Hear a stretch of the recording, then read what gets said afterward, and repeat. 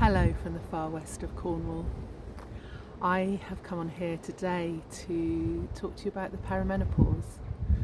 I don't know whether you are of that age yourself or whether you know somebody who is, but it's a topic that is being talked about more, thank goodness, at long last.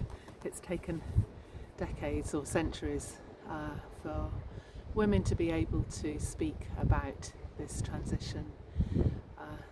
I think because up to a few centuries ago women weren't even living long enough to go through the perimenopause hasn't helped with our current understanding and knowledge of it. And also I think when my parents when my mum was going through it and when her mum was going through it, there was hardly any talk of what it was about or what to expect. And in fact, actually, people of their generation were sometimes put in asylums or given electric shock treatment and drugged, were seen to be hysterical.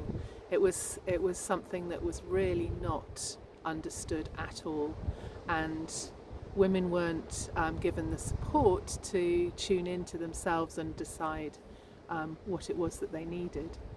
And even though there's a lot more talk about it now and we are considerably more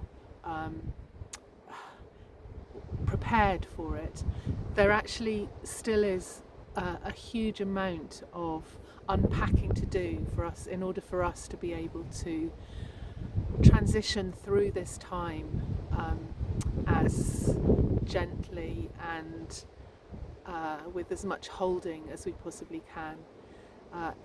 Part of the problem is that many of you will have got young children or teenage children living at home with you. You'll be working full time. You'll have elderly parents who are relying on your support. And these are all modern day issues in a way. In previous generations, women were maybe a little bit freer to be still and to have leisure, be at their leisure. And I think, although having said that, I'm pretty certain they were up to their elbows in laundry and baking. That's probably a generalisation. But for me, I feel like what I wasn't prepared for was going through such a huge transition whilst also having to work pretty full time and be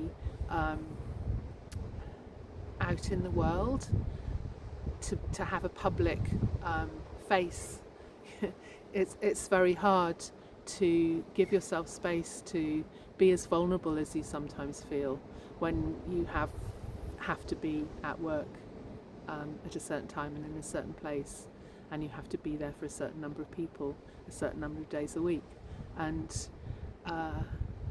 I remember reading when I was in my early stages of perimenopause a book by Susan Weed, and she said something about it should be compulsory for women who are going through the perimenopause to have at least a gap year, if not a gap half decade.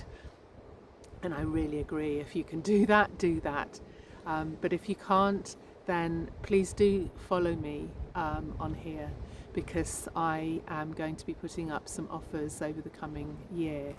I'm establishing a new online course that will be going live early next year, and if you're interested in being part of that, then please do just keep an eye on what I'm posting.